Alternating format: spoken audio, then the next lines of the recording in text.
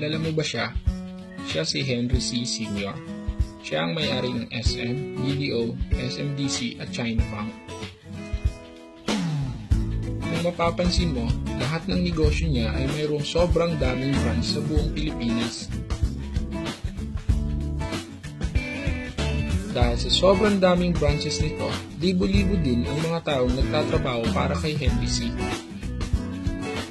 Pero, eto ang malaking tanong, nakita mo ba siya benta sa SM? O di kaya nag-teller sa BDO? Alam mo ba na kahit matulog o magbakasyon si Henry C, bilyon ang kita niya? Ang sikreto niya ay tinatawag na leverage. Ang leverage ay ang pagpaparami ng oras at abilidad mo sa tulong ng ibang tao.